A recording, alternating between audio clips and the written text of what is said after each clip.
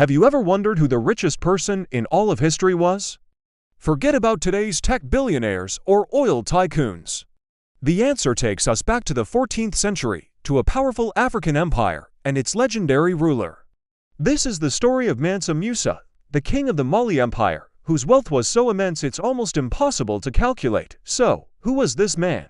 Mansa Musa, whose name means King Musa, ascended to the throne of the Mali Empire around the year 1312. At that time, Mali wasn't just a country. It was a vast and sprawling empire in West Africa, covering modern-day Mali, Senegal, the Gambia, Guinea, and more. And what made this empire so incredibly wealthy? One word: gold. The Mali Empire sat on some of the largest gold deposits the world has ever known.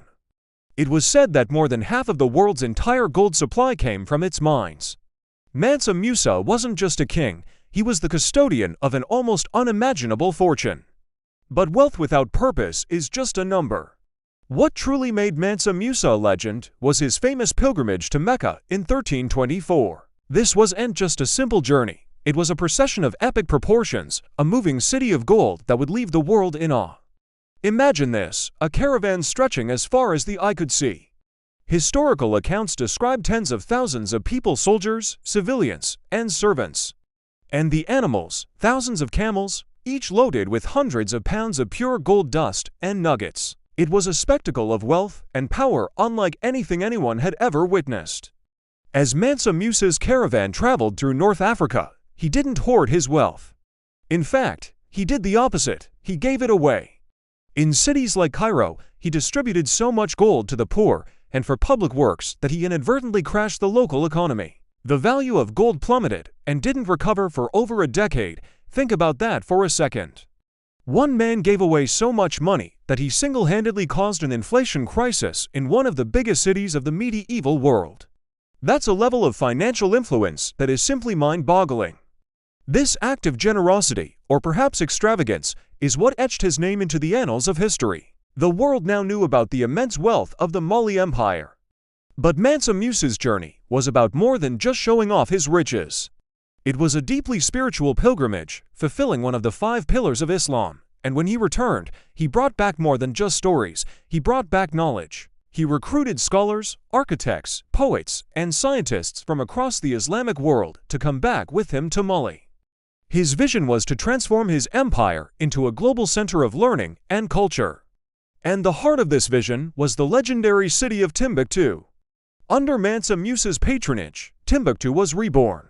He commissioned the construction of magnificent mosques, including the famous Djingueber Mosque, which still stands today. He established universities and libraries, most notably the University of Sankar. This wasn't just a local school. It became one of the most important centers of learning in the entire world, attracting students and scholars from Africa, the Middle East, and even Europe. They came to study law, medicine, astronomy, mathematics, and philosophy. Timbuktu became a beacon of knowledge, its libraries holding hundreds of thousands of manuscripts. It was a golden age, not just of wealth, but of intellect and culture.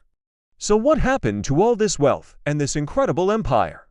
Like all great empires, the Mali Empire eventually faced challenges. After Mansa Musa's death, his successors struggled to maintain control over such a vast territory. Internal conflicts and external pressures from rival states began to weaken its foundations. Over the next 2 centuries, the empire slowly declined, and its legendary wealth became a thing of the past. The golden age of Timbuktu faded, and the story of Mansa Musa and his incredible fortune became more of a myth than a historical fact for many.